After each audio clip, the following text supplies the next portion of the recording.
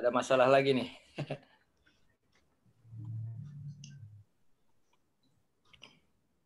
Udah masuk belum?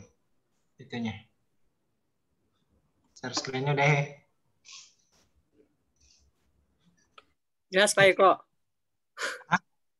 Masuk Pak Eko. Pak Chandra, Pak Chandra. Baik, Assalamualaikum warahmatullahi wabarakatuh.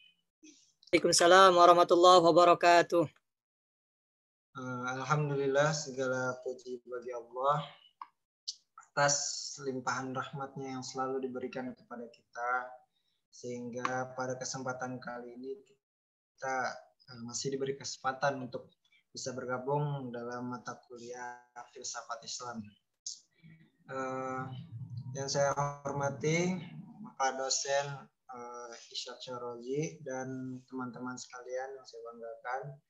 Insya Allah pada kesempatan kali ini saya pemakalah Budi Chandra NKM 3119-108 ingin menyampaikan berkaitan dengan filsafat Ibnu Rusdi.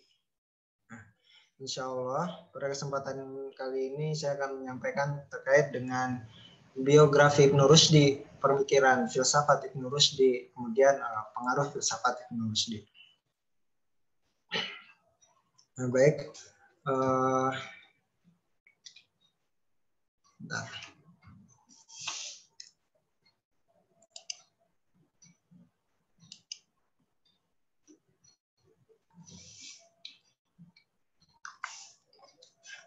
Berkaitan dengan biografi Ibnu Rusdi, bahwa beliau memiliki nama lengkap adalah yaitu Abu Walid Muhammad Ibnu Rushd.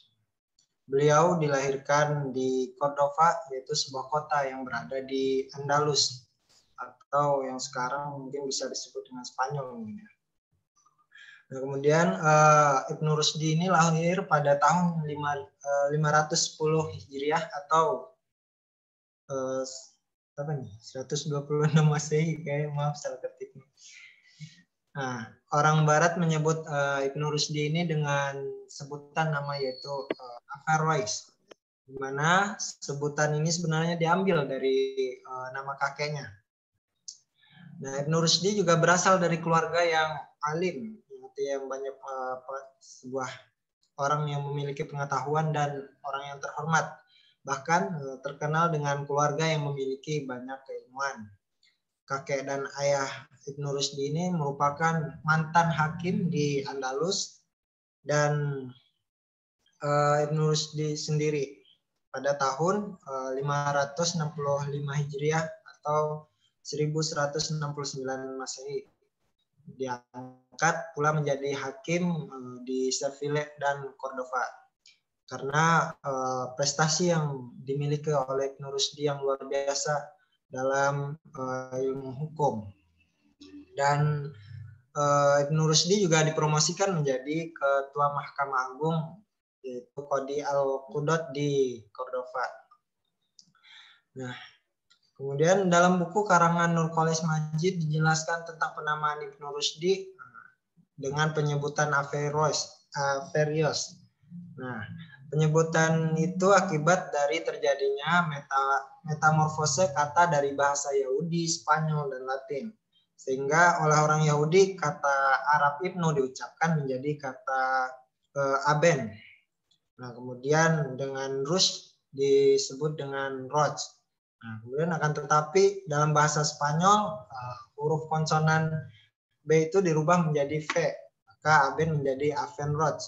Sehingga melalui beberapa metamorfose dari kata tersebut sehingga terjadilah disebut dengan nama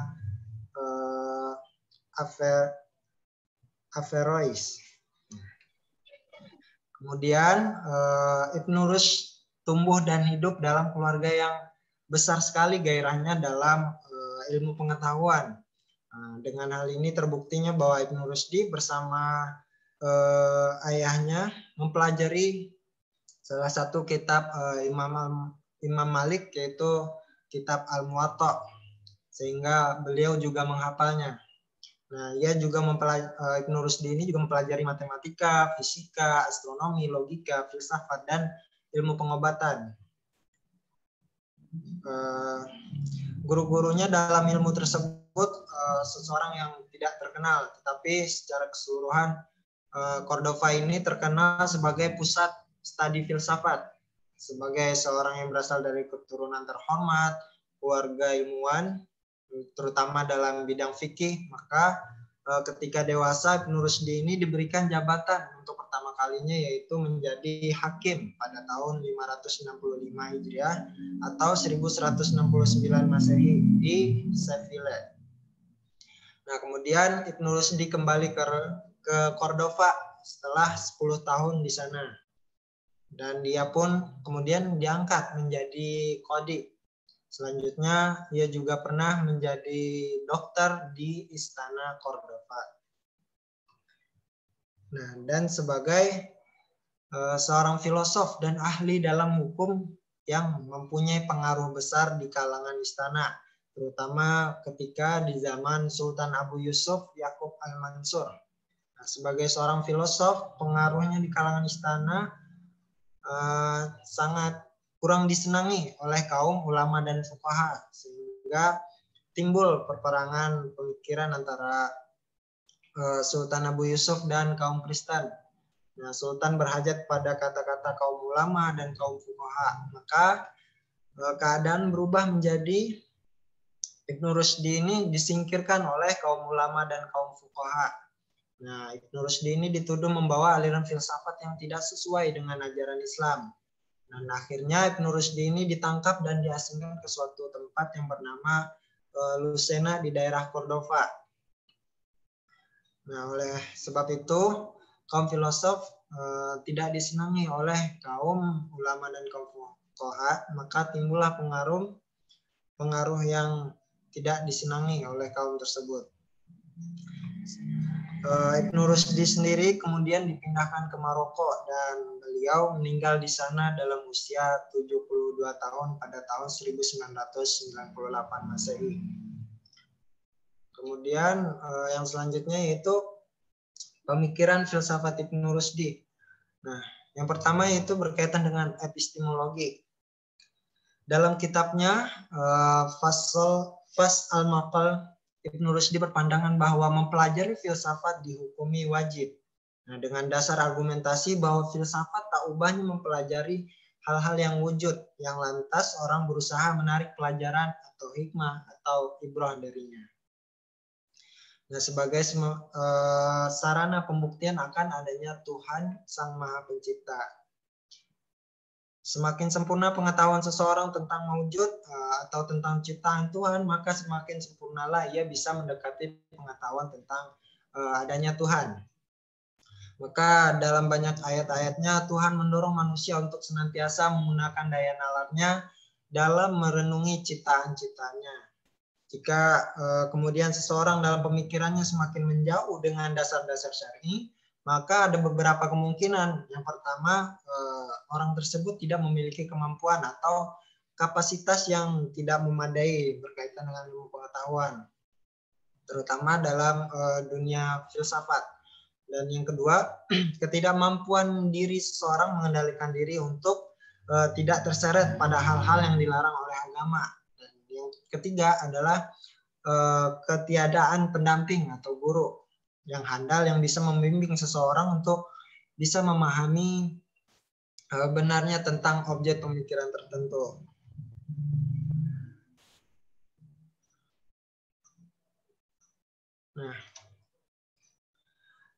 Nah, Ibnu Rusdi ini berpendapat ada 3 macam cara manusia dalam memperoleh pengetahuan. Yang pertama yaitu ada lewat metode al-khatabiyah atau disebut dengan retorika, di mana metode khatabi digunakan oleh mereka yang sama sekali tidak termasuk ahli takwil, yaitu orang-orang yang berpikir retorik yang merupakan mayoritas manusia lakukan. Nah, sebab tidak ada seorang pun yang berakal sehat kecuali dari kelompok manusia dengan kriteria pembuktian semacam ini. Nah, yang kedua yaitu ada lewat metode al-jadaliyah, yaitu dialektika. Yang kedua ini merupakan metode yang dipergunakan oleh mereka yang termasuk ahli dalam melakukan takwil dialektika. Mereka secara alamiah atau tradisi mampu berpikir secara dialektik. Kemudian yang ketiga yaitu ada lewat metode al-burhaniyah atau disebut dengan demonstratif. Nah, yang ketiga ini dipergunakan oleh mereka yang termasuk ahli dalam melakukan takwil. Nah, mereka secara alamiah mampu karena latihan, yaitu latihan filsafat, sehingga mampu berpikir secara demonstratif. Takwil yang dilakukan dengan metode burhani sangat layak untuk diajarkan atau disebarkan kepada mereka yang berpikir dialektik, terlebih orang-orang yang berpikir retorik. Sebab jika metode takwil burhani diberikan kepada mereka justru bisa menjerumuskan mereka kepada kekafiran. Penyebabnya adalah karena tujuan takwil itu tak lain adalah membatalkan pemahaman lahiriah dan menetapkan pemahaman secara interpretatif. Pernyataan ini merujuk kepada Quran surat Al-Isra ayat 85. A'udzubillahi minasyaitonirrajim. Wa yas'alunaka 'anir ruh. Qulir ruhu min amri rabbi wa ma utitum min ilmi illa qalila. Yang artinya, dan mereka bertanya kepada Muhammad tentang roh. Katakanlah, roh itu termasuk urusan Tuhanku, sedangkan kamu diberi pengetahuan hanya sedikit. Nah, Allah Subhanahu wa Ta'ala tidak menjelaskan pengertian ruh karena singkatnya kecerdasan manusia ini tidak atau belum mewadai, sehingga dikhawatirkan justru hal itu akan menyusahkan manusia ini dalam memahami ruh tersebut.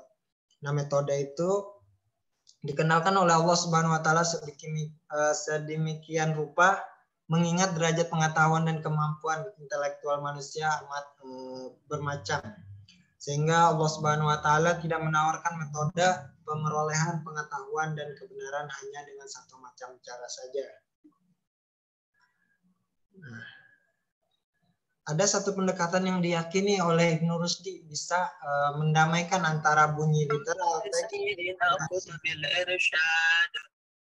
yang transenden dengan pemikiran spekulatif rasionalistik. Manusia adalah kegiatan takwil. Metode takwil bisa dikatakan merupakan isu sentral dalam kitab beliau ini. Nah, Al-Quran kadang berdiam diri tentang suatu objek pengetahuan, lantas ulama melakukan qiyas syar'i untuk menjelaskan kedudukan objek pemikiran yang maskut anhu. Nah, demikian pula dengan nalar burhani, ia merupakan metode takwil atau qiyas untuk membincangkan persoalan-persoalan maujud yang tidak dibicarakan oleh Al-Quran. Dan selanjutnya yaitu pemikiran filsafat Ibnu Rusdi berkaitan dengan metafisika.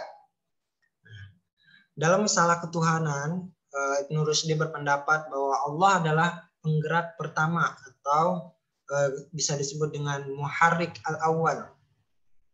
Sifat positif yang dapat diberikan kepada Allah ialah akal dan makul.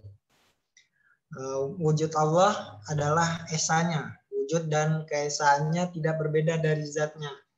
Konsepsi Ibnu Rusdi tentang ketuhanan jelas sekali merupakan pengaruh dari seorang filosof Yunani yaitu Aristoteles, Plotinus, kemudian juga berasal dari Al-Farabi dan Ibnu Sina, di samping keyakinan agama Islam yang dipeluknya. Kemudian mensifati Tuhan dengan esa merupakan ajaran Islam, tetapi menamakan Tuhan sebagai penggerak pertama tidak pernah dijumpai dalam pemahaman Islam sebelumnya. Hanya pemahaman tersebut dijumpai dalam filsafat Aristoteles dan Plotinus, kemudian juga Al-Farabi dan Ibnu Sina.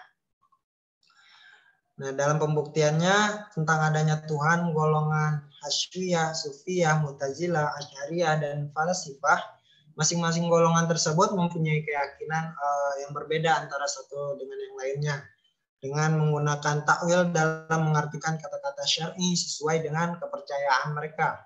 Nah, dalam pembuktian terhadap Tuhan, Ibnu Rushdi menerangkan dalil-dalil yang meyakinkan.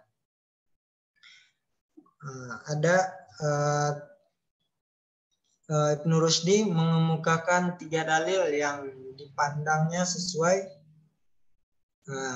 tidak saja bagi orang awam, tapi bagi orang-orang yang khusus yang terpelajar.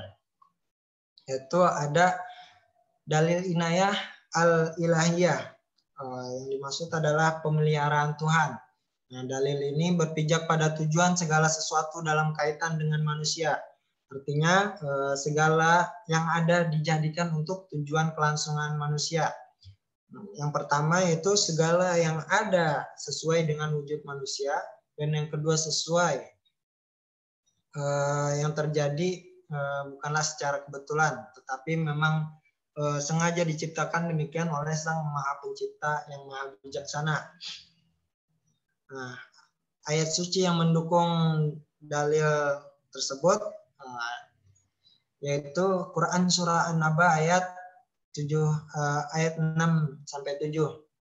A'udzubillahi minasyaitonirrajim. Alam naj'alil arda mihada wal jibala autada. Nah, artinya, bukankah kami telah menjadikan bumi itu sebagai hamparan dan gunung-gunung sebagai pasak? Nah, kemudian yang selanjutnya itu dalil ikhtira, yaitu dalil ciptaan. Nah, dalil ini didasarkan pada fenomena ciptaan segala makhluk, seperti ciptaan kepada kehidupan benda mati dan berbagai jenis hewan, tumbuh-tumbuhan, dan yang lain sebagainya. Kemudian menurut Ibnu Rushd, kita mengamati benda mati lalu terjadi kehidupan padanya sehingga yakin adanya Allah yang menciptakannya. Kemudian berbagai bintang dan falak di angkasa tunduk seluruh kepada ketentuan Allah Subhanahu wa taala. Nah, oleh karena itu siapa saja yang ingin mengetahui Allah dengan sebenarnya, maka ia wajib mengetahui hakikat segala sesuatu di alam ini agar dapat mengetahui ciptaan hakiki pada semua realitas. Nah, ayat suci yang mendukung dalil tersebut yaitu ada Al-Quran surah Al-Hajj ayat 73. A'udzubillahi minasyaitonirrajim.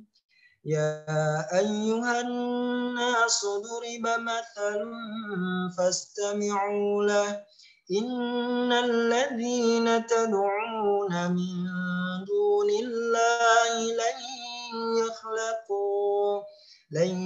yakhluqu dhababan walau ijtama'u lahu wa in yaslabhum adh-dhababu syai'an la yastankidhu minhu ضعف الطالب والمطلوب. Nah, yang artinya, hai manusia, telah dibuat perumpamaan, maka dengarkanlah olehmu perumpamaan itu. Sesungguhnya segala yang kamu seru selain Allah sekali-sekali tidak dapat menciptakan seekor lalat pun, walaupun mereka bersatu untuk menciptakannya, dan jika lalat itu merampas sesuatu dari mereka, tiadalah mereka dapat merebutnya kembali dari lalat itu. Amat lemahlah yang menyembah dan amat lemah pula lah yang disembah. Quran surat Al-Hajj ayat 73. Nah, kemudian yang berikutnya yaitu ada dalil harkah atau disebut dengan gerak. Nah, dalil ini berasal dari seorang filosof Yunani yaitu Aristoteles. Dan kemudian Ibnu Rushdi ini memandang sebagai dalil yang meyakinkan tentang adanya Allah seperti yang digunakan oleh Aristoteles berkaitan dengan tentang Tuhan. Dalil ini menjelaskan bahwa gerak ini tidak tetap dalam suatu keadaan, tetapi selalu berubah-ubah, dan semua jenis gerak berakhir pada gerak pada ruang. Dan gerak pada ruang berakhir pada gerak pada zatnya, dengan sebab penggerak pertama yang tidak menggerak sama sekali baik pada zatnya maupun pada sifatnya. Nah, akan tetapi Ibnu Rushdi juga berakhir pada kesimpulan yang dikatakan oleh Aristoteles bahwa gerak itu adalah qadim. Kemudian berkaitan dengan sifat-sifat Allah. Adapun pemikiran Ibnu Rushd tentang sifat-sifat Allah berpijak pada perbedaan alam gaib dan alam realita. Nah, untuk mengenal sifat-sifat Allah, Ibnu Rushd mengatakan orang-orang harus menggunakan dua cara, yaitu tasbih dan tanzih, yaitu penyamaan dan pengkudusan. Nah, berpijak pada dasar keharusan pembedaan Allah dengan manusia, maka tidak logis membandingkan dua jenis ilmu tersebut. Kemudian selanjutnya itu pengaruh filsafat Ibnu Rushd. Nah, kenyataan yang sangat tidak terbantahkan bahwa kemajuan peradaban di Barat atau Eropa sejak abad ke-12 ini tidak terlepas dari sumbangan peradaban Arab Islam yang dikembangkan oleh tokoh-tokoh filosof saintis Muslim.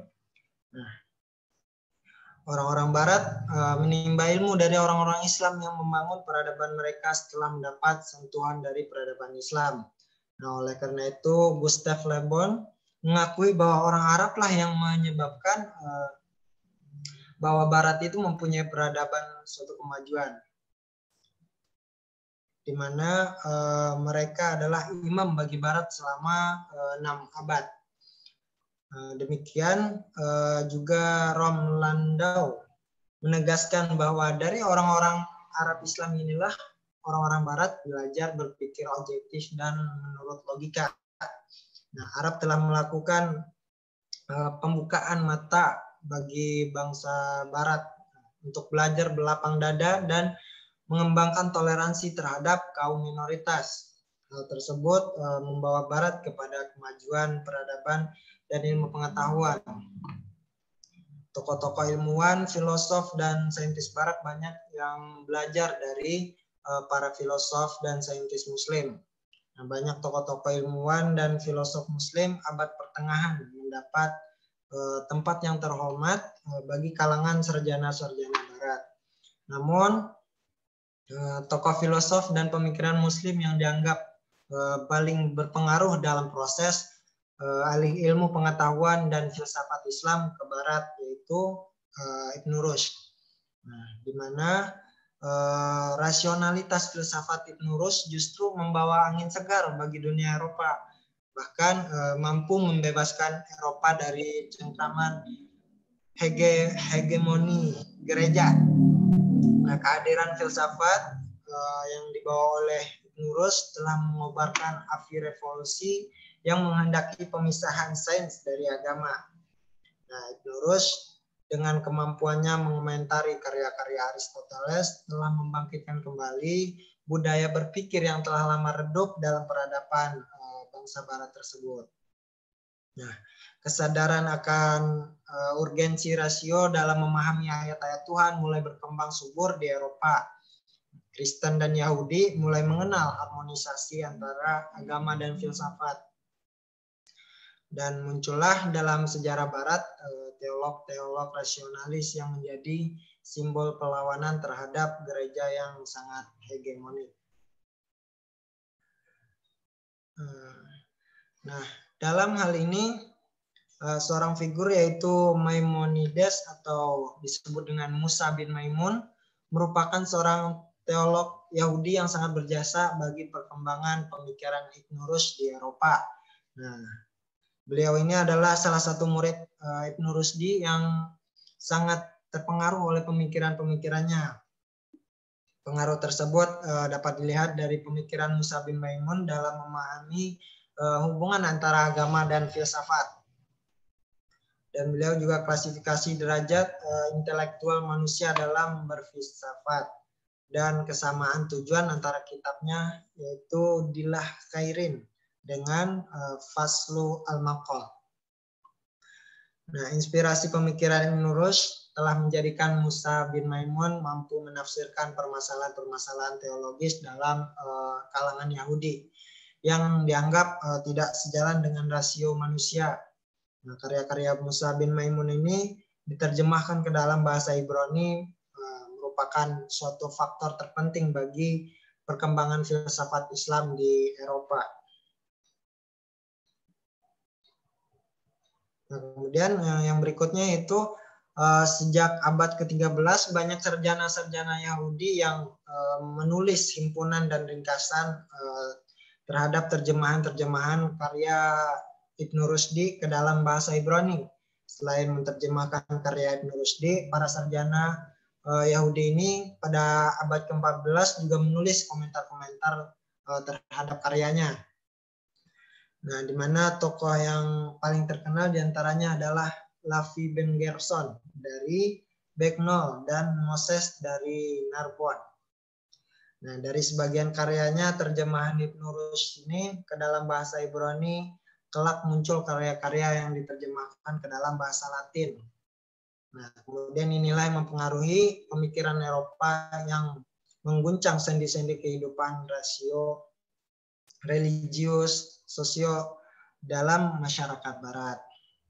Nah, berkaitan dengan filsafat Ibnu Rushdi ini juga tidak berjalan mulus dalam kalangan Yahudi dan Nasrani gitu. Akan tetapi juga mendapatkan perlawanan dari kaum Yahudi, juga dari kaum Nasrani juga. Di mana para tokoh agama Yahudi itu melakukan perlawanan terhadap pengaruhnya filsafat Ibnu Rushdi di kalangan orang-orang Yahudi. Begitu pula juga di kalangan orang-orang Kristiani juga mendapatkan perlawanan. Sehingga namun perlawanan ini tidak semua juga mendukung dari kalangan Yahudi mendukung perlawanan tersebut. Banyak juga yang tetap meneruskan filsafat Ibnu Rushdi ini dan mengembangkan filsafat tersebut.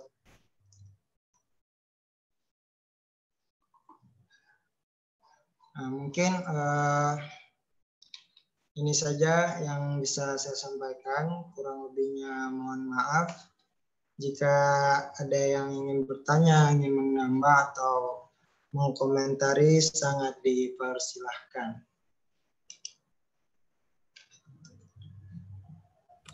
Baik, terima kasih Saudara Budi Chandra atas penyampaian materi. Silakan bagi teman-teman yang mungkin ada pertanyaan dari paparan yang telah disampaikan. Silakan disampaikan.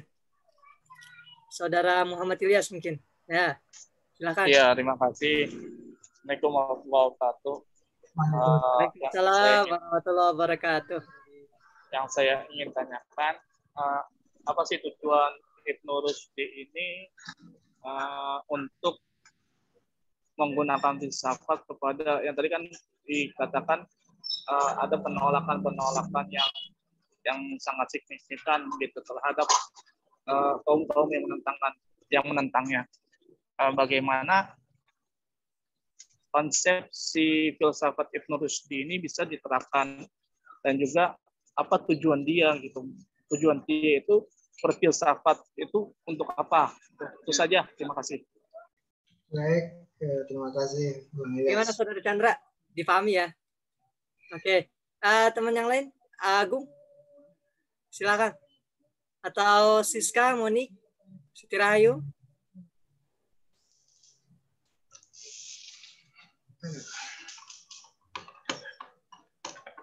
Mungkin ada yang mau menambahkan atau membantu menjawab. Mau menambahkan pertanyaan, silakan. Menambah pertanyaan.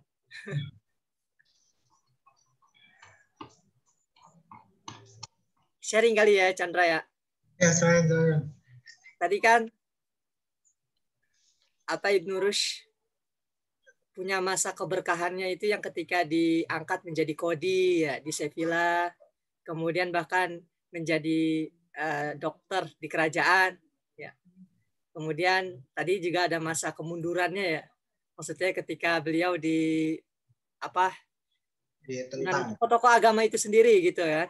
Pasti kan beliau pertama diakui oleh khalifah pada saat itu.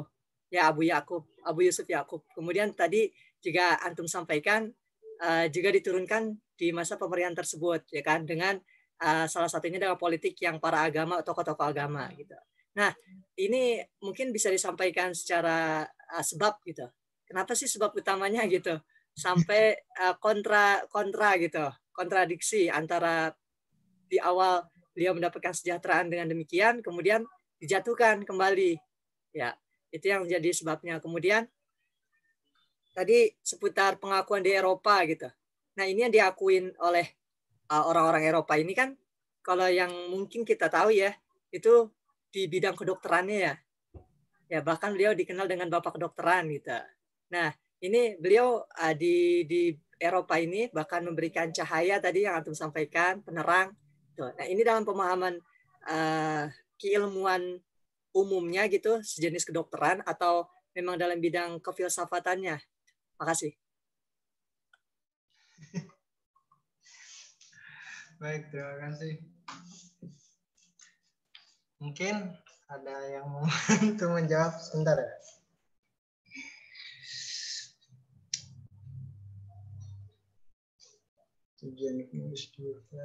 Chandra sendirian, Chandra. Iya, Ustaz. Ya.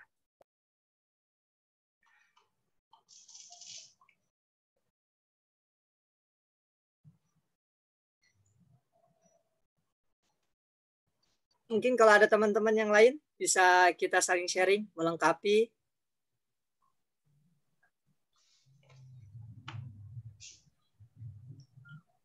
Ya, mungkin saya sedikit menjawab aja ya.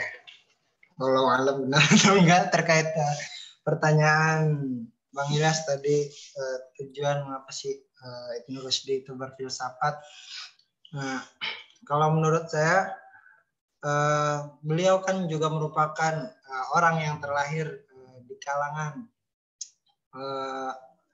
keluarganya yang gairah akan ilmu pengetahuan gitu ya, termasuk Ibnu Rushdi ini sendiri gitu, sehingga beliau itu tertarik gitu dengan sebuah filsafat, di mana beliau ini mempelajari juga filsafat dari orang-orang sebelumnya seperti Al-Farabi, Ibnu Sina, kemudian juga terutama yaitu filosof Yunani yaitu Aristoteles. Gitu.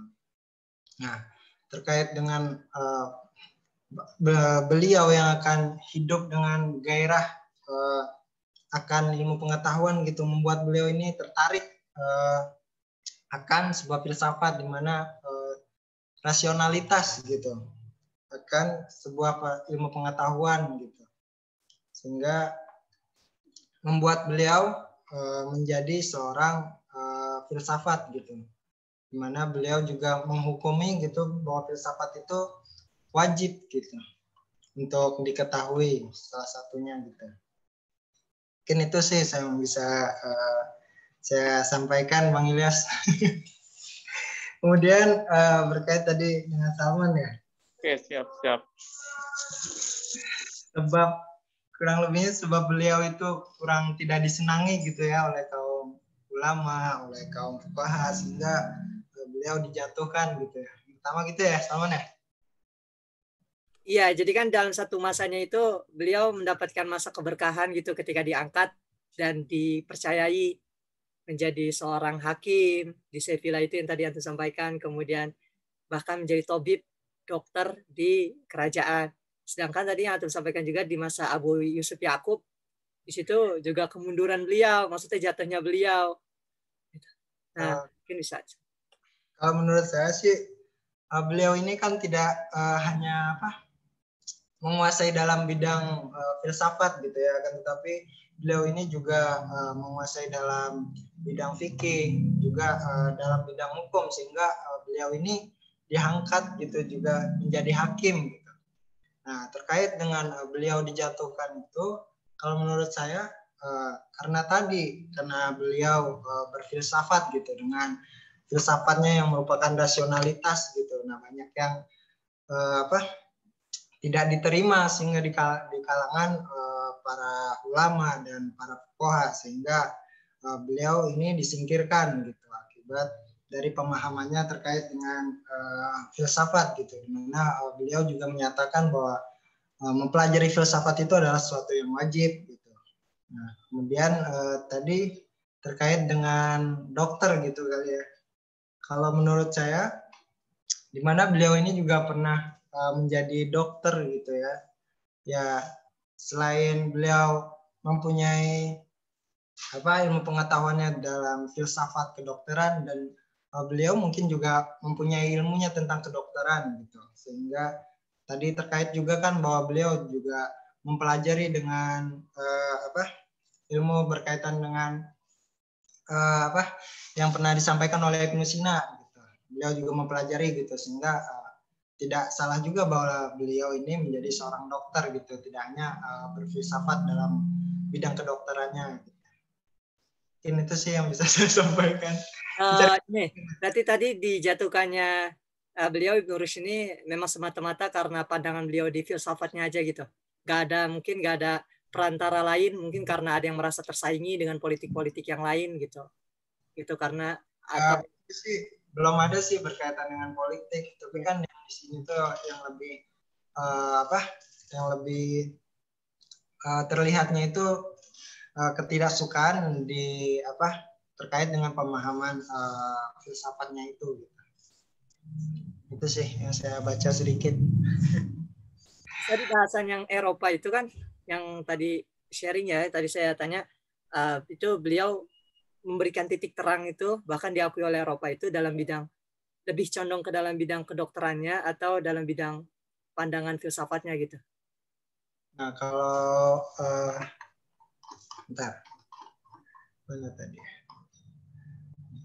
Nah, ke Eropa ini sih lebih kepada filsafatnya sih, di mana pengetahuan-pengetahuan tentang filsafat ini orang Eropa itu tertarik gitu, di mana sebelumnya Eropa ini kan dalam masa kegelapan gitu ya. Mungkin sebelumnya sebutin bahwa Eropa itu lupa lagi bahasanya. Pokoknya dalam masa kegelapan lah gitu, sehingga berpikirnya lebih gelap gitu, kurangnya akan ilmu pengetahuan gitu, sehingga Ibnu Rushd ini menjadi jendela pembuka gitu di kalangan Eropa itu, sehingga terkait dengan filsafatnya gitu, tentang rasionalitas, sehingga bisa diterima di kalangan para sarjana ketika itu gitu, yang belajar kepada beliau. Mungkin tidak hanya terkait kedokterannya atau dalam ilmu lain gitu. Mungkin itu sih. Ya, makasih. Mungkin dari teman-teman yang lain ada yang mau ditanyakan? Silakan dinyalakan kameranya, kemudian disampaikan. Apabila terkendala bisa di chat room, Zoom. Nah, teman-teman semuanya silakan.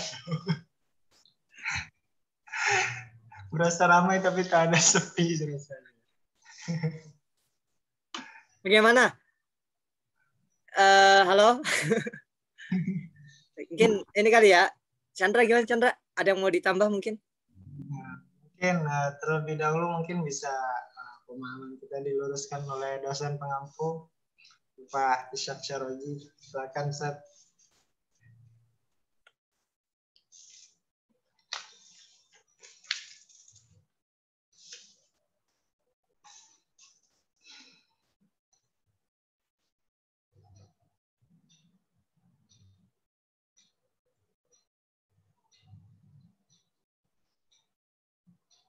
Maaf, Ustaz, masih di unmute, Ustaz. Ya, ketika kita bicara tentang filsafatnya Ibnu Sina, filsafatnya Ibnu Rushd, ini memang sebenarnya lebih mendalam lagi ya. Makanya runutan kita dari awal saya sampaikan mulai dari Al-Farabi, Ibnu Sina, kemudian Al-Ghazali. Nah ini masing-masing semua memang memiliki kelebihan masing-masing. Ya, ada filosof dalam istilah yang pernah saya baca itu ya, untuk Arab itu bainal masyriq wal maghrib ya. Ya. Jadi filosof Muslim yang Arabian, ya seperti Al-Farabi, kemudian juga Ibnu Sina, ya, dan khusus untuk Ibnu Rus ini, nah ini ke Eropa lah, ke Barat, nah istilahnya gitu. Nah kalau kita runut, memang pertanyaan-pertanyaan tadi seperti halnya juga terjadi pada zamannya ya Al-Ghazali, sebagaimana Al-Ghazali mengkritik tentang filosof-filosof ya. Nah, ternyata kan kritiknya Al-Ghazali tentang filosof-filosof tidak pada semua hal. Ya. Nah, ketika Al-Ghazali, nah ini berangkat dari Al-Ghazali dulu karena memang ketika itu Al-Ghazali kan dengan Ihya Ulumuddin yang kemarin sudah kita bahas, menghidupkan ilmu-ilmu agama yang tendensinya ia lebih kepada sufistik, ya, ingin kalau istilah Al-Ghazali itu mempertemukanlah pemikiran-pemikirannya itu dengan keagamaan lewat sufistiknya. Ya, kalau kemarin kita bahas Ibnu Rus, ya Ibnu Sina itu dengan rekonsiliasinya ya antara filsafat dengan agama. Nah, Ibnu Rus ini sendiri ia lebih ini mengembalikan ya seperti yang dari awal bahwa mengembalikan atau tendensinya lebih kepada kekuatan daya akal. Nah, daya akal inilah kemudian yang kalau kita cermati Ibnu Rus ini lebih kepada daya kritisnya. Nah, itu loh. Makanya kemudian saya bilang tadi tendensinya condongnya lebih kepada kekuatan daya akal. Makanya tadi betul kalau dikatakan dia sebenarnya kepada kedokteran atau filsafatnya. Ya, filsafatnya. Nah, makanya kemudian ini banyak menjadi bagian dari istilahnya mendongkrak pemikiran-pemikiran filsafat di Barat, gitu loh. Nah makanya gitu tadi, kenapa diakui? Nah itu tadi, karena memang dia menghidupkan kembali daya pikir nalar itu lebih diutamakan. Nah kenapa? Nah coba kita lihat, makanya kemudian dia terkenal daya kritisnya, bahkan Ibnu Sina pun dikritisinya. Ya, Al-Farabi juga dikritisinya, memang masing-masing memiliki ini. Kenapa? Dari Al-Farabi, Ibnu Sina, kemudian juga Al-Ghazali, ya, apalagi Al-Ghazali lebih kepada condongnya kepada sufistiknya. Nah, dalam pandangannya Ibnu Rus itu, ya mengatakan bahwa pemikiran-pemikiran filsafat yang oleh Al-Farabi, Ibnu Sina termasuk Al-Ghazali itu pada sebatas dialektika. Ya, pada sebatas dialektika. Yang tadi dijelaskan ada 3 hal itu oleh Chandra tadi, ya ada 3 hal tadi apa dialektika, kemudian retorika, demonstratif ya itu ya. Nah ini dalam pencarian atau penggunaan akliyahnya sebagai katakanlah seperti yang dari awal saya sampaikan tertumpu pada pemikiran yang kemudian direkonsiliasikan, kemudian berusaha untuk disambungkan dengan dengan agama, ya pemikiran-pemikiran dengan agama itu pada sebatas tadi sudah dijelaskan pada sebatas takwil, penafsiran. Nah selesai sampai di situ. Selesai sampai di situ, ya baik itu Al-Farabi, kemudian juga Ibnu Sina, tapi lain dengan Ibnu Rus ini. Jadi dia meloncat, tidak hanya batasan selesai sampai kemudian ada rekonsiliasi antara agama dengan filsafat, menyambungkan adanya hubungan antara agama dengan keberagaman hidup dengan akal sebagaimana diuraikan oleh Al-Ghazali, tapi dia lebih kepada yang ketiga tadi demonstratif gitu loh. Jadi artinya apa? Bukan hanya sebatas hubungan tapi menghidupkan kembali. Nah, demonstratif itu kan makanya tadi dijelaskan, wajar kalau kemudian dijelaskan itu, ya dia menjelaskan dengan hal-hal bagaimana supaya bisa diterima oleh logika. Ya, jadi tidak sebatas oh ini ada berhubungan, oh ini ada hubungannya. Ya, itu seperti itu. Nah, makanya kemudian Ibnu Rus ini ya diterima oleh bangsa Barat sebagai pemunculan kembali pemikiran-pemikiran filsafat, karena memang tendensinya dia lebih lebih kepada penggunaan akal. Nah, seperti tadi yang dijelaskan tadi, lebih kepada penggunaan akal. Jadi dipergunakan itu tadi bukan hanya sebatas retorika, bukan hanya sebatas dialektika, tapi lebih kepada bagaimana itu bisa mewujud dalam sebuah demonstratifnya, ya, dalam pemikiran itu. Nah, ini yang ditunjukkan oleh Ibnu Rus ya dalam pemikiran-pemikirannya. Nah, makanya kemudian ya kalau tadi dikatakan di sisi lain dia ketika itu diangkat.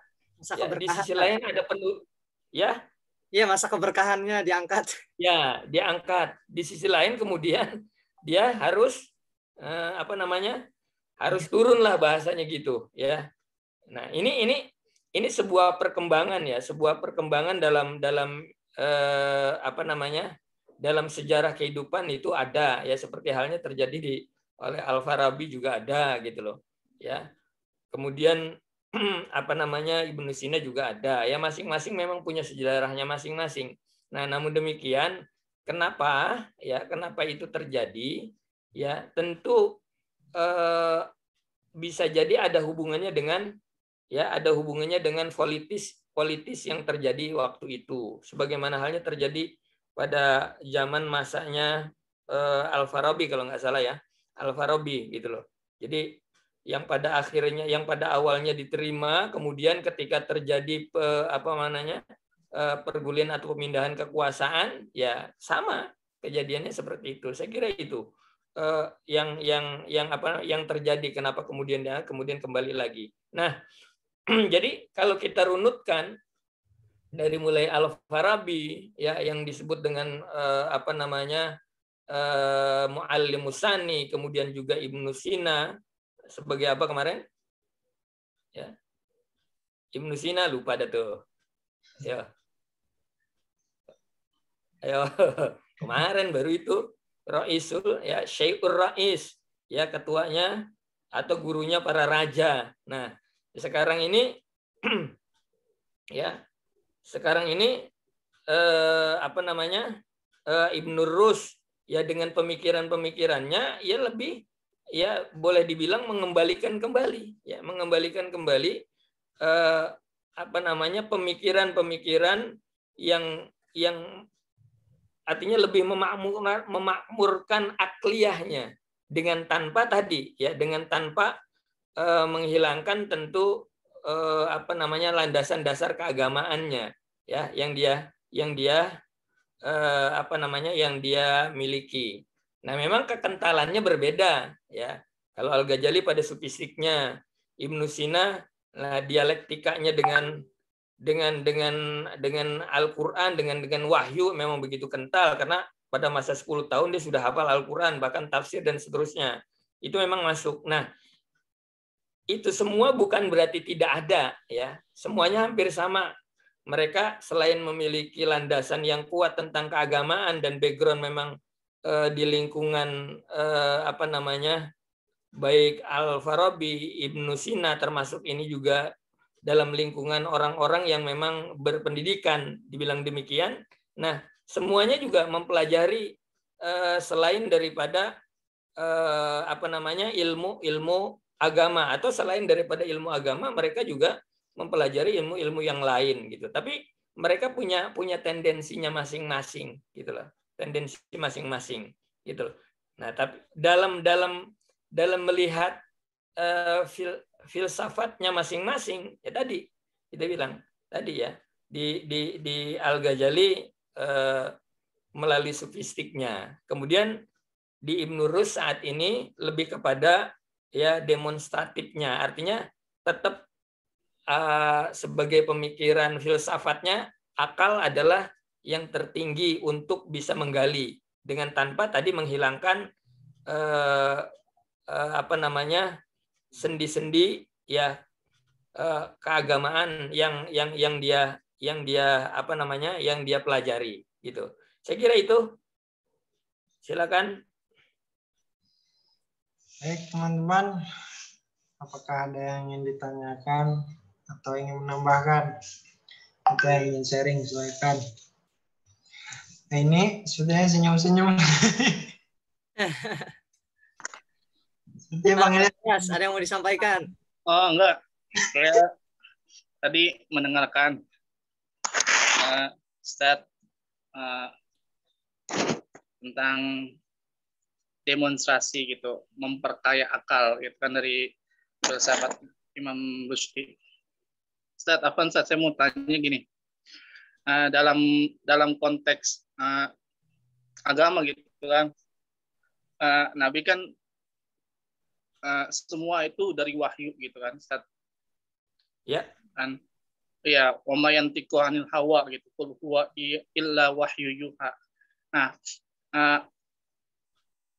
sampai seberapa jauh gitu maksudnya rekonsialisasi filsafat Ibnu Rushdie ini gitu, dalam apakah dia hanya sebatas tentang demonstrasi akal saja gitu, apakah sampai dia benar bisa filsafatnya Ibnu Rushdie ini dijadikan sebuah patokan gitu, sebuah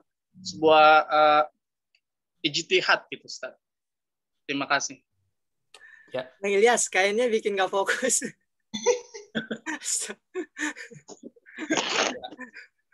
Apa intermezzo dikit.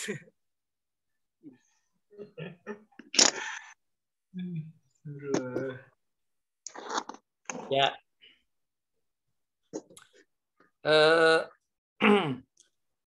Ketika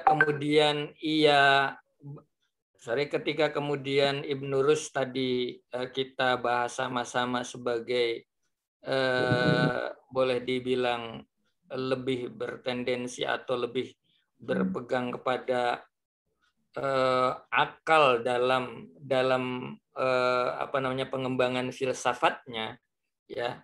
Kalau boleh dibilang sejauh mana, justru ini lebih mengembangkan. Jadi kalau Al-Farabi pada tataran retorika dan kebahasaan di awal kita sudah bahas, demikian juga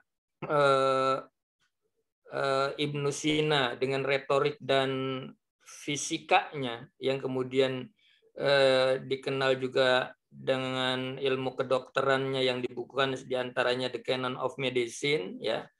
Nah, kemudian Ibnu Rus ini lebih bukan berarti meninggalkan hal-hal tadi, ya. Makanya dalam literatur lain juga menyebutkan tidak pada semua apa yang disampaikan filosof-filosof di awal seperti Al-Farabi dan Ibnu Sina tidak disetujui oleh Ibnu Rus, ya. Tidak juga semua, tapi ada bagian-bagian juga yang disetujui. Nah, sampai di mana gitu loh, ya. Sampai di mana? Nah, di antaranya Ibnu Rus, ya. Menurut Ibnu Rus, para teolog mengemukakan dua argumen yang berkaitan dengan adanya Allah, adanya Tuhan. Yang pertama, ya, ini juga seperti yang kemarin sudah dibahas, ya. Pertama ialah argumen kebaruan. Yang kedua adalah argumen mungkin dan wajib. Nah, ini yang kemarin kita bahas, ada wajibul wujud, ya, ada mumkinul wujud dan mumtanil wujud pada filsafatnya Ibnu Sina. Nah, ketika Ibnu Rus mengkritik dua argumen ini, ya, sebenarnya kritik ini dibangun atas dasar-dasar definitif. Ketika kritik argumen kebaruan, ya dengan sendirinya kritik itu membawa pada pengakuan terhadap al-qadim, ya. Nah, sebenarnya ketemu juga sebenarnya, ya. Ketemu juga ya bahwa kejadian-kejadian alam semesta ini, kalau yang dari yang sebelumnya kan ada emanasi, kan gitu loh. Ya, ada emanasi, ada mumkinul wujud itu. Nah, bahwa Ibnu Rus ini lebih kepada tidak seperti itu gitu loh. Keberadaannya karena ada wujudnya Allah Subhanahu wa taala. Tapi sebenarnya kalau dirunut itu nyambung sih sebenarnya. Nyambung seperti tadi kritiknya argumen kebaruan dengan sendirinya, ya kritik itu membawa pada pengakuan terhadap al-qadim. Jadi ketemu juga, cuma cara pandang aja, peletakan dasar-dasar saja sebenarnya yang berbeda. Ya, memang itulah kerjanya pikiran gitu. Ya keterjangkauan, ya mana yang lebih dekat gitu loh. Ketimbang harus ada istilah tadi ya emanasi, ada pancaran, ada sebab awal, sebab ini gitu loh. Itu seperti itu. Kemudian nah ini makanya kemudian ia telah mengukuhkan sebuah argumen tentang adanya Allah yang tidak bertentangan dengan pendapat tentang al-qadim. Nah, kembali kepada bahwa tadi wa may yantiqu anil hawa in huwa illa wahyun yuha, itu kan firman Allah Subhanahu wa taala bahwa yang dikatakan oleh Rasul itu ya semuanya dari wahyu Allah Subhanahu wa taala. Ya, itu kan dalam kaitannya dengan kejadian awal, kejadian pertama, kejadian ini yang ditafsirkan agak berbeda-beda dari filosof-filosof baik Al-Farabi, Ibnu Sina, ya kalau dalam bahasa tadi takwil, ya ditakwilkan, diartikan, ditafsirkan gitu loh. Ini yang diartikan berbeda-beda. Maka saya kira cara pandang ini adalah bagian daripada cara pandang filsafat mereka masing-masing, gitu loh. Cara pandang filsafat mereka masing-masing dalam mentakwilkan satu hal, misalnya tadi tentang ketuhanan, gitu loh. Cara pandang yang pada intinya ya tetap sama. Makanya kemudian Ibnu Sina mengatakan bahwa semuanya tidak bertentangan. Saya yakin ini disetujui oleh semua filosof Muslim, ya disetujui. Semuanya tidak bertentangan, ya karena semuanya bersumber pada yang satu. Nah, cuma cara pandangnya berbeda-beda. Nah, kita ke kampus, ya kan adanya di hutan kayu, gitu. Bisa lewat mana saja. Gitu loh. Bisa lewat mana saja kita lewati. Ya. Yang penting jelas sampai pada tujuannya. Nah, itu loh, di hutan kayu. Nah, artinya jalannya banyak. Itulah jalan pikiran, ya. Jalan pikiran para filosof itu seperti itu. Makanya tadi Ibnu Sina mengatakan, ya, semuanya nggak bertentangan, dan ini saya yakin juga diakui oleh semua filosof karena semuanya bersumber pada ini. Nah, dalam perjalanan itulah yang kemudian tadi agak bersinggungan dan agak berseberangan, sehingga satu dengan yang lainnya mengkritisi. Yang pada akhirnya tadi sini juga kentara kan, ya kentara bahwa sama-sama mengakui tentang kekediman Tuhan, gitu loh, kekediman Allah Subhanahu Wa Taala. Gitu saya kira. Baik, kalau belum jelas silakan. Sekarang Sat, udah jelas Sat. Afwan Sat, saya mau nanya Sat.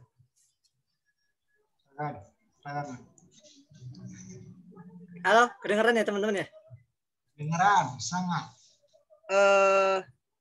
Tadi saat bahasannya seputar pandangan antara Ibnu Rushd, kan ini juga dengan Imam Al-Ghazali saling berseberangan ya dengan karya-karya beliau, tahafut fil falasafah, kemudian dihantam dengan tahafut fil tahafut dengan karya Ibnu Rushd, kemudian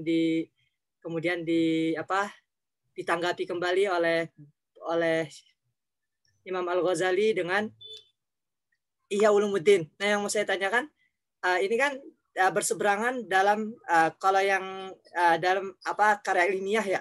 Apakah di sisi lain, pastikan mereka ini punya pengikut, Sat.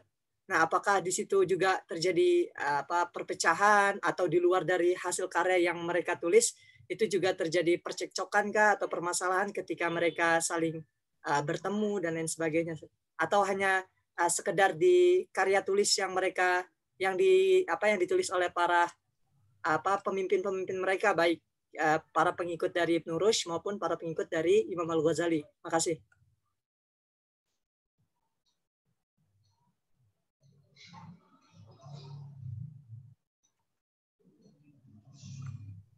Afwan Ustaz, suara antum. Ya.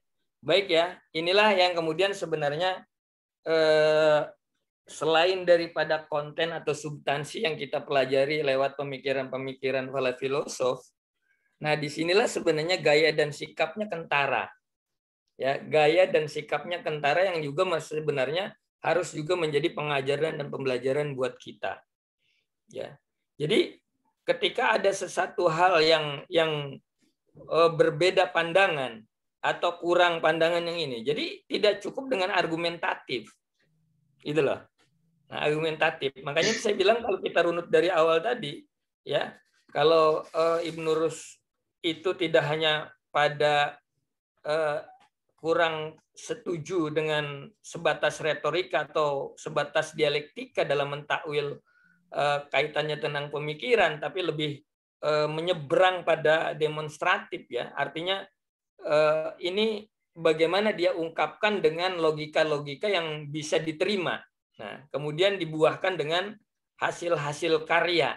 Nah, saya kira gini, ini kebesaran-kebesaran mereka ya berbeda, kemudian diungkapkan lewat karya-karya, gitu loh. Diungkapkan lewat karya-karya, bukan hanya ini artinya apa? Keluasan ilmu itu memberikan kepada ilmu-ilmu yang lain. Nah, tapi yang terjadi saat ini kan berbeda. Kita nggak belajar dari itu. Ya, keluasan ilmunya ketika hal lain kemudian tidak setuju, nggak setuju dengan argumentasi, selesai sampai di situ. Ya, yang kemudian timbulnya emosional, kan gitu loh. Tapi emosional itu tidak diwujudkan dengan realita hasil pemikiran atau karya. Nah, inilah yang terjadi oleh orang-orang terdahulu, ilmuwan-ilmuwan terdahulu. Ya, apalagi kalau kita baca, kita nggak seberapanya coba. Ya, bahkan nggak seberapa sama sekali. Gitu loh. Nggak seberapa sama sekali. Kadang-kadang kita belum punya karya apa-apa sudah begini dan begitu, kan gitu loh. Nah, sementara kita lihat nih Ibnu Rushd, ya tadi, ya kan?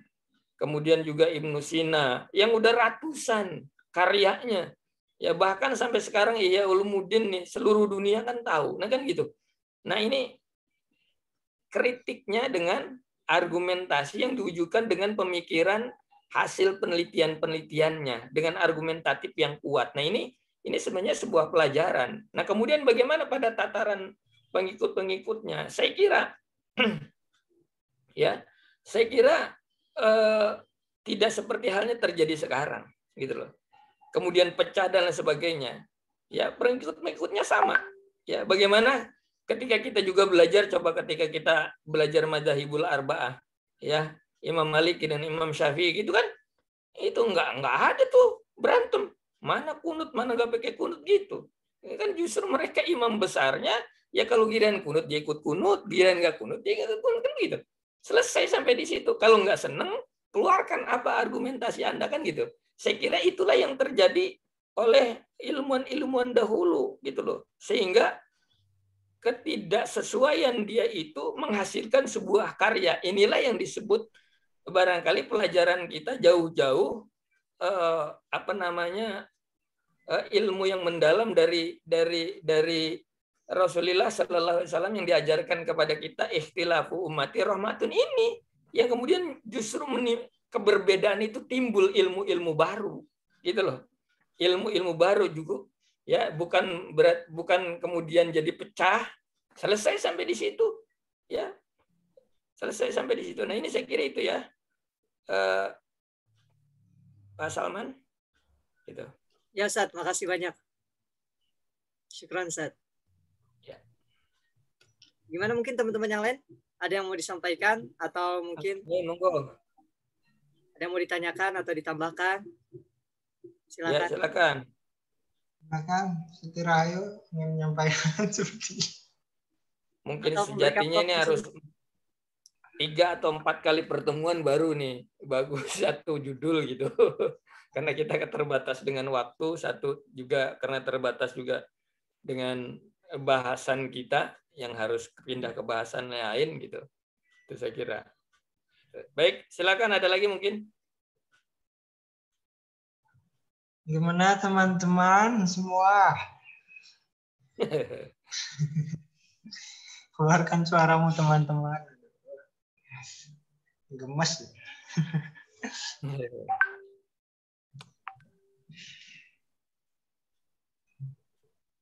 Bagaimana yang lain? Apakah ada yang ingin ditambahkan atau ingin bertanya lagi? Atau dicukupkan saja? Kalau untuk rencana pembelajaran, kalau tadi kan Antum sempat sampaikan karena kita belajarnya secara garis besar saat ya. Saya dari satu topik apa yang lain. Kalau untuk rencana pembelajaran sendiri itu atau memang sudah dipatok dari universitas sendiri atau dari guru dosen pengampu, Ustaz? Jadi contohnya Antum mungkin mau berinisiatif dalam 3 pertemuan kita fokus di nggak banyak itu tokohnya Ibnu Sina tapi secara mendetail gitu, atau mungkin itu sudah ditentukan oleh pihak kampus. Ya baik, saya pengennya sedemikian sebenarnya biar lebih mendalam, kajiannya lebih mendalam. Ya memang tidak ditentukan oleh kampus, tapi premisnya ya premisnya sudah yang mendahului sudah seperti ini gitu loh. Kalau seandainya misalnya saya 3 saja dengan nanti pemikirannya apa, karyanya apa, ininya apa, itu mungkin lebih ini sebenarnya. Cuma ntar dipandang lewat yang sudah dulu pernah itu jadi ketinggalan kok semua sampai sini gitu loh. Itu seperti itu. Ya, jadi makanya kemudian kita suguhkan tetap pada porsi yang sama, tapi memang tadi yang jelas porsi yang sama cuma sedikit sekali gitu. Itu seperti itu. Jadi artinya ini supaya menstimulisasi setidaknya buat teman-teman tidak selesai setelah diskusi ini selesai ya, tolong dibacalah setidaknya supaya lebih mendalami lagi masing-masing. Saya kira itu Pak Salman. Ya, Sat. Syukran, Sat. Makasih banyak.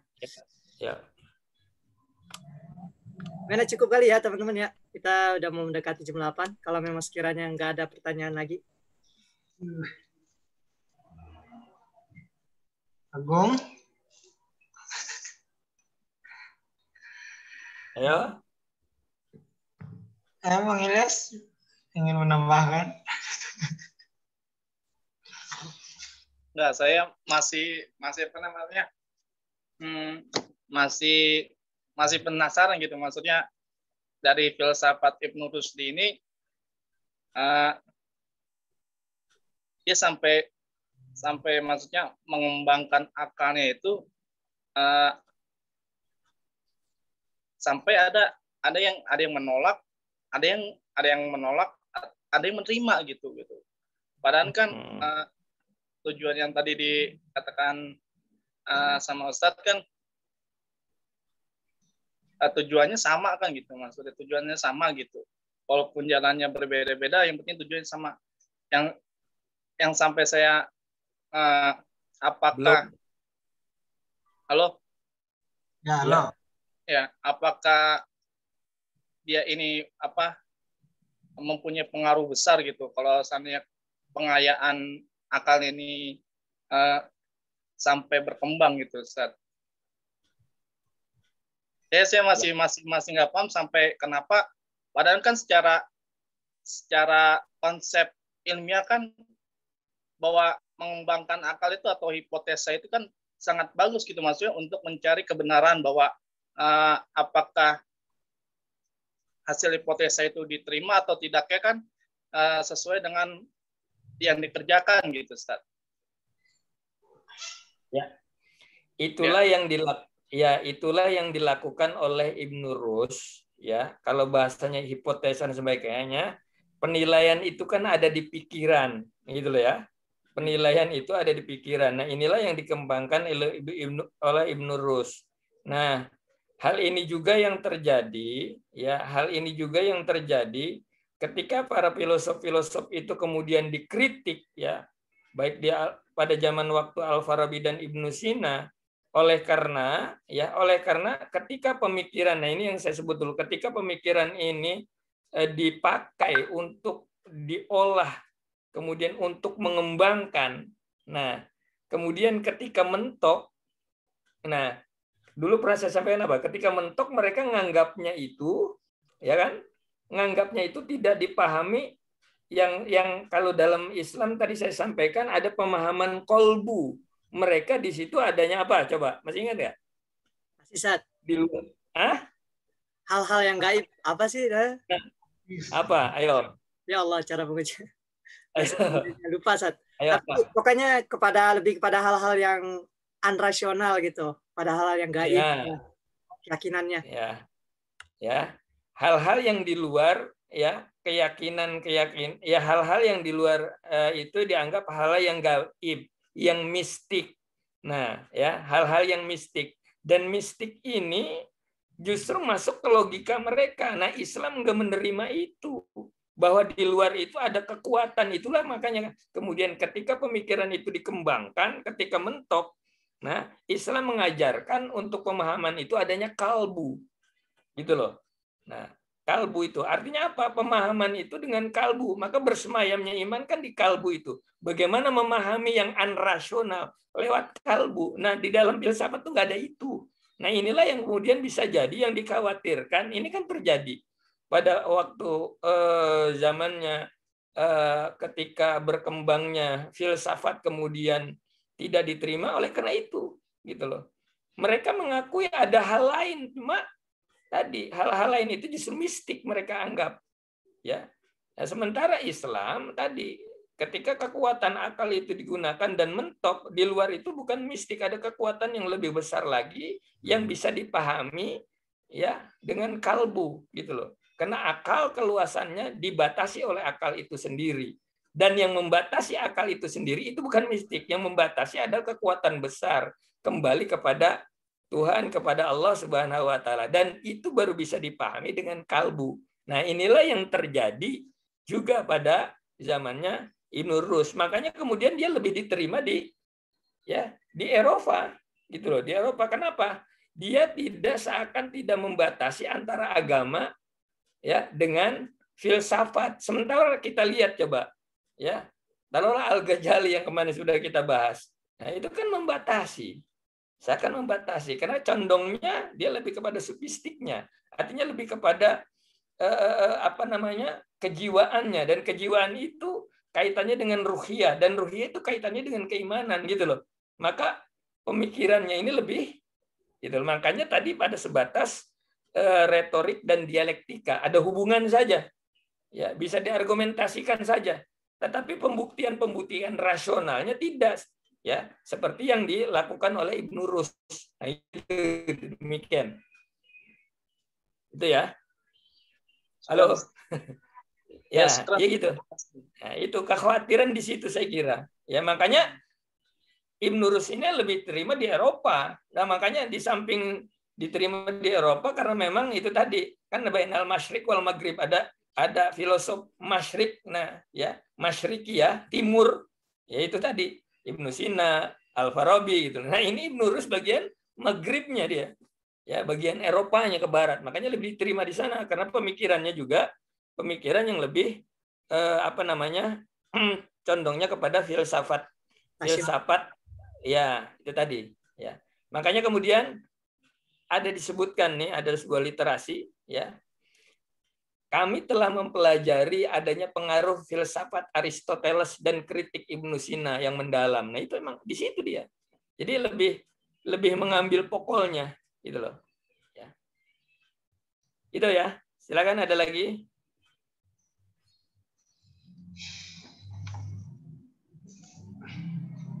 Cukup kayaknya, Sat. Udah jam 8 Cukup, juga. Ya. Baik ya. Terima kasih banyak teman-teman, dan mohon maaf dengan segala kekurangannya. Memang kondisi seperti ini lagi-lagi selalu saya sampaikan.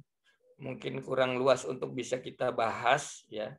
Kurang luas untuk kita bahas. Mungkin nanti di lain pertemuan ya bisa kita tambah sambil lalu, dan tolong dibacalah supaya lebih mendalam lagi. Paling tidak seperti yang di awal saya sampaikan, ya pemikirannya seperti apa, kemudian pengaruhnya ya bagaimana gitu ya, karya-karyanya apa saja.